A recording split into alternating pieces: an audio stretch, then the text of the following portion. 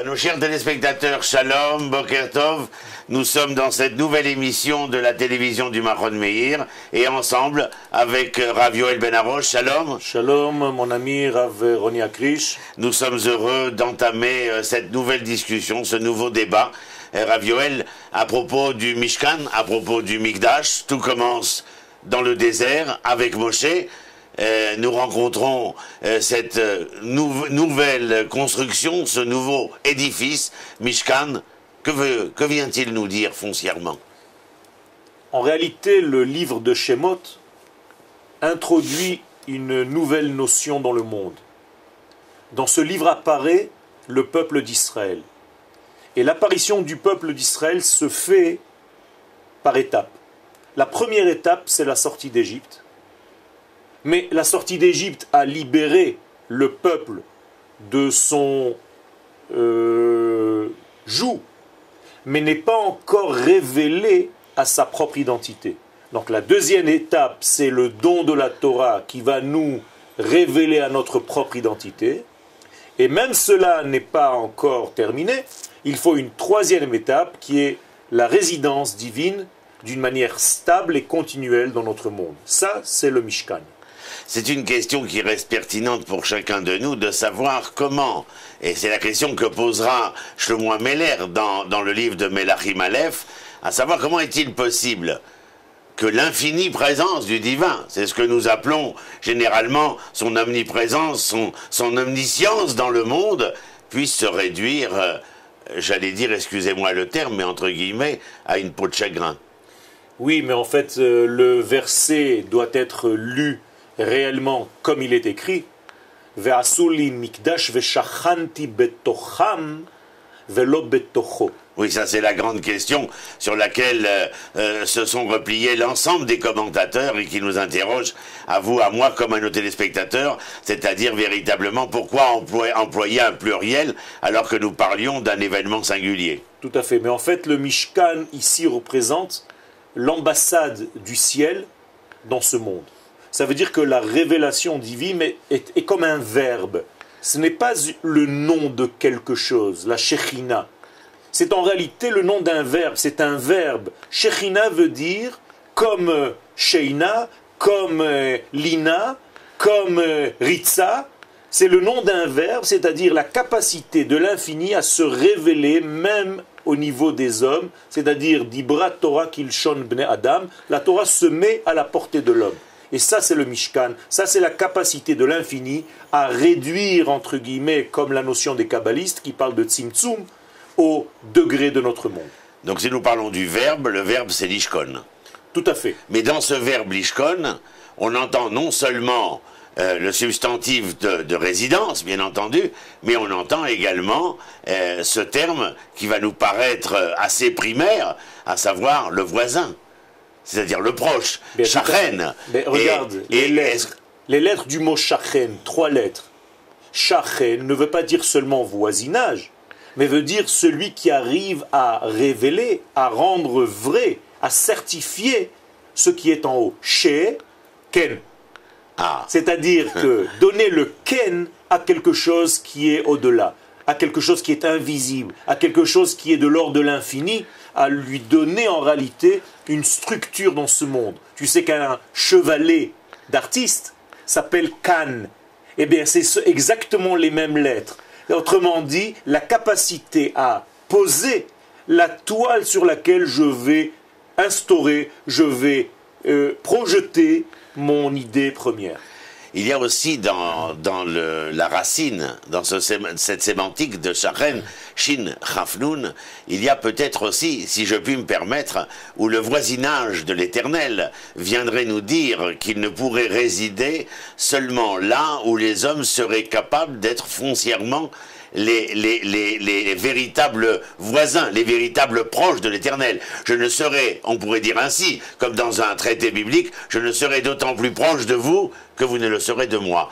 Mais j'ai trouvé un acrostiche intéressant dans le mot Shachen. Shin Chafnoun, ne serait-ce pas, et vous m'en direz en tout cas ce que vous pensez, la shvita, c'est-à-dire le shofet, le juge, la keuna et la névoie. Comme si à cet homme, la présence divine veut bien dire tout cela, mais est-ce que dans l'homme ne doit-il pas révéler un tant soit peu de cette dimension de la justice, de cette dimension de la prêtrise, de cette dimension de la prophétie? C'est magnifique parce qu'en réalité c'est exactement la structure qui permet aux valeurs divines de l'infini de résider dans ce monde. Les sages nous disent qu'il faut une hishtavut hatsura. Je traduis textuellement, c'est que notre forme, entre guillemets, ressemble un tant soit peu à la forme divine, qui n'en a pas. C'est-à-dire qu'en réalité, quelle est la forme divine? Quand on parle de forme divine, c'est-à-dire la capacité à révéler, à donner, à partager, à construire, à édifier avec des valeurs qui sont éthiques, avec des valeurs qui sont de justice, avec des valeurs qui sont de lien avec les choses. Donc tout ce que tu viens de dire est englobé dans ce mot shachen. Je ne peux être ton voisin que si toi-même tu présentes les mêmes degrés pour que nous soyons ressemblants, pour que nous soyons ensemble. Il y a, au-delà du Mishkan que nous rencontrons dans le désert, une grande question. Mais c'est peut-être qu'une parenthèse qu'on pourrait faire tous les deux, si véritablement le projet divin, au moment de la sortie d'Égypte, était de nous faire passer par El Arish, Haza, Ashkelon, pour entrer sur la terre que l'Éternel donnait aux enfants d'Israël, ce Mishkan, si tout s'était déroulé selon le plan divin, où aurait-il eu lieu? Le Mishkan... Ce n'est pas un piège, hein. Le Mishkan, c'est une question à bon escient. J'ai bien entendu. Les sages nous disent Mishkan ihu mikdash, mikdash ihu Mishkan. Autrement dit, il faut faire un amalgame, il faut le faire, entre Mishkan et Mikdash.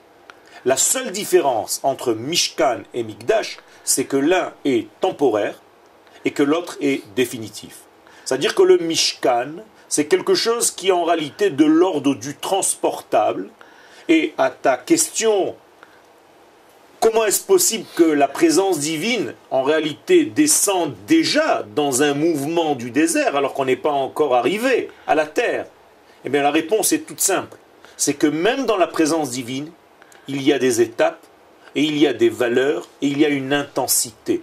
Ce n'est pas ni blanc ni noir, c'est du noir au blanc, en passant par tous les gris possibles et imaginables. C'est bien entendu une affirmation qui vient nous révéler le non-manichéisme de l'histoire d'Israël, qui n'est ni jour ou ni nuit, mais qui est un lent processus, comme dit la Gemara de Brachot dans Yerushalmi, Kim'a, c'est-à-dire étape par étape, peu à peu, en fin de compte, il y a de cette perfectibilité de l'homme vers le parfait auquel nous aspirons. Et une autre réflexion m'intéresse, par rapport à ce que nous avons dit. Lorsqu'on prend sujet qui nous intéresse à nous dans nos études hors caméra, à savoir que dans l'aristotélisme, par exemple, eh bien, la notion de Elohim, puisque c'est elle qui est entreprise, révèle que l'Éternel ne se révèle pas, que l'Éternel n'est pas dans cette omniprésence du monde créé. Il y a comme une sorte, pour essayer de faire simple, de la part de Elohim, la volonté de se retirer après avoir créé. Et donc, dans la philosophie aristotélicienne, eh bien, Dieu a créé, il y a bien sûr une origine première, mais il n'est plus véritablement présent. Et là me vient cette réflexion, en tout cas qui m'intéresse, lorsque je veux expliquer, essayer de comprendre pour moi-même, Mishochen Bamishkan, c'est-à-dire qui réside dans ce Mishkan, et bien entendu, lorsque ce sera à Jérusalem, quelle est cette Shrina? La question que je me pose et que je te pose, c'est Elohim, c'est Yudke Vavke, qui est là? Quelle est cette Shrina? Y a-t-il une différence à expliquer à nos téléspectateurs entre le Elohim Bereshit Bara Elohim et Hashamim et Haaretz et ce Yudke Vavke, le nom de l'Adnout que nous utilisons pour les brachot, pour les prières, pour qui est présent parmi nous, qui, dans ce tzimtzum, dans cette réduction, veut se faire valoir. Alors, ta question, en fait, est une question philosophique et qui touche en profondeur tous les noms, d'une manière générale, d'Akadosh Baruch Hu, de l'infini béni soit-il. Car tu le sais très bien, à partir du moment où nous donnons un nom à quelque chose, on est déjà en train de le limiter. Et en réalité, il s'agit ici toujours de l'infini béni soit-il, qu'on n'arrive même pas à identifier sous une forme positive. Donc on dit le nom fini. Parce que je ne peux pas dire il est, il est, il est. Je ne peux dire il n'est pas. Parce que je n'ai pas cette conscience. Mais, au moment du dévoilement, ce même infini, c'est comme si c'était une lumière qui passait par un prisme et qui décompose la lumière en différentes couleurs. Et donc les noms qui vont apparaître du même infini dans notre monde ne sont pas une transformation de l'être suprême, Chas Veshalom, mais c'est une émanation, mais c'est par rapport au receveur et non jamais par rapport au donneur. Je vais te donner un exemple que les sages nous donnent. Imagine-toi que tu sois dans une chambre. La chambre est éclairée par la lumière naturelle du soleil. Tu décides de peindre les vitres de ta fenêtre, les carreaux de ta fenêtre en vert. Eh bien, la lumière du soleil, qui est toujours la même, va rentrer dans la chambre et tu auras l'impression que tu as reçu une lumière verte. Absolument. Est-ce que pour autant la lumière du soleil est devenue verte? Pas du tout. Mais en réalité, c'est le prisme, c'est le filtre par lequel cette lumière arrive qui va t'apparaître, qui va venir vers toi sous cette couleur-là. Donc, moralité, lorsque le nom de Hachem descend dans ce monde, selon le degré du receveur, du capteur, eh bien, cette lumière va apparaître sous un autre nom.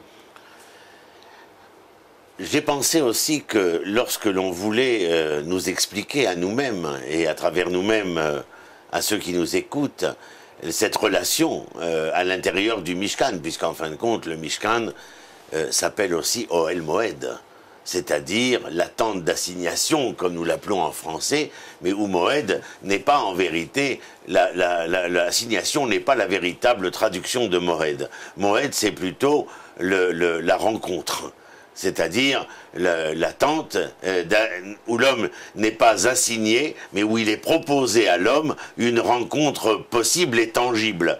En tout cas, lorsque nous parlons de cet homme, je réfléchis et je me dis qu'il y a aussi dans l'homme par rapport à la phrase que tu as rappelée tellement célèbre et tellement commentée, Veshachanti betoram, Vasuli Mikdash, Veshachanti betoram, où j'ai dit ce fameux pluriel par rapport à l'énoncé singulier, et en vérité que nos commentateurs diront cette réflexion tellement connue qu'en chacun de nous il y a de ce Mikdash. Alors, je veux faire ce parallèle. En fin de compte, l'homme n'est que poussière dans son origine, et l'âme est d'abord et avant tout divine, et pourtant voici peut-être une manière de répondre à l'interrogation de Shlomo Améler dans Melachim lorsqu'il dit à Omnam, Ishev Elohim à la Haaretz. Bien, regarde l'homme, cette Neshama est quand même présente dans ce corps qui, à un moment donné, est venu de l'infiniment petit et unicellulaire presque, et pour au jour de sa mort, après 120 ans, se désagréger pour ne pratiquement plus exister, alors que durant son vécu, son existence, il est porteur de quelque chose d'infini. Ce parallèle te parle? Bien sûr, mais en réalité, tu fais attention de ce que tu es en train de développer. Nous avons commencé par un Mishkan qui est un édifice construit par l'homme. Et là, tu es passé d'une manière induite, j'allais dire, à un Mishkan qui est l'homme lui-même. Eh bien, à ce degré-là, il faut rajouter un troisième degré. C'est le degré où le Mishkan, où la Shrina devient aussi une notion qui s'habille dans le temps. Pourquoi? Parce qu'en réalité, ces trois degrés qui sont la matrice même de toute la création, je veux parler du temps, de l'espace et de l'homme, eh bien ce sont dans ces trois degrés-là, ni dans l'un seulement, ni dans les deux, mais dans les trois, que cette présence divine doit se manifester absolument. Ça veut dire qu'il y a dans ce monde une notion de temps, un jour, qui est le plus fidèle à ces valeurs divines et qui peut donc devenir le porteur de ces valeurs divines, c'est le Shabbat. Il y a dans ce monde un lieu qui est le plus fidèle à ces valeurs divines, qui lui ressemble le plus, et c'est la terre d'Israël, sur laquelle il y aura cet édifice qui s'appelle le Mishkan, à l'endroit le plus culminant de ce monde, et il y a ce troisième degré qui est l'homme, qui lorsqu'il ressemble à son créateur, tel que je l'ai dit tout à l'heure, c'est-à-dire qui arrive à monter, à se faire changer sa propre forme pour être le plus fidèle aux valeurs d'en haut, eh bien, il porte en lui ce que le prophète va dire, Heichal Hashem Hema. Eux-mêmes, les hommes, deviennent porteurs de ce message divin sur terre. Donc nous avons le temps, l'espace et l'homme, ce fameux triangle qui va être le porteur de cette valeur divine qui, comme par hasard, est au féminin. Fais attention, la Shekhinah. C'est-à-dire que cette valeur divine, c'est comme si Akadosh Baruch Hu utilisait un mode féminin pour se révéler au monde, car la femme, quand tu le sais, est celle qui est capable de prendre un potentiel et à le développer, et à le magnifier, et à le manifester. Absolument. Je crois qu'en région, on va nous dire certainement combien de temps il nous reste pour le plateau. Et je crois qu'il ne nous reste plus beaucoup de temps. Je crois qu'on pourra parler une prochaine fois de ce que je voulais réagir, en fin de compte, à ce que tu viens de dire. Ou en fin de compte, je me rends compte que le Shabbat et la terre d'Israël sont des innés de la création. Ce sont des données innées de la création. Et l'homme est une donnée qui est, inné à la création, mais pas totalement, parce qu'en fin de compte, cet homme, lorsque nous parlions de perfectibilité tout à l'heure, cet homme sera en perpétuelle acquisition de lui-même, c'est-à-dire en perpétuelle aspiration et acquisition de révéler l'infini dans l'être fini qu'il est, et lorsque l'on demande par quel moyen? Eh bien, par sa capacité à être et à devenir, si tu veux rajouter un mot pour finir. Je veux dire tout simplement, et pour vraiment clôturer, que lorsque la chose ne se passe pas, c'est-à-dire quand l'homme n'arrive pas à prendre conscience qu'il est le révélateur de ses valeurs, eh bien, nous sommes entourés de toutes ces catastrophes, de toutes ces violences qui nous entourent aujourd'hui et dont le monde ne connaissait pas l'existence dans son sens le plus réel et le plus catastrophique.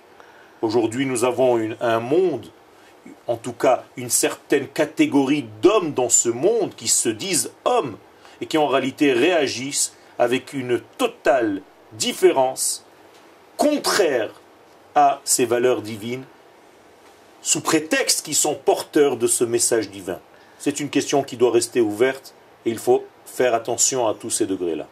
Merci Rav Yoel Ben Arosh. Merci mon ami, monsieur Roni Akrish. Et à très bientôt à nos chers téléspectateurs, en tout cas sur la chaîne de la télévision du Mahon Meir. Les Itaot Shalom depuis Jérusalem.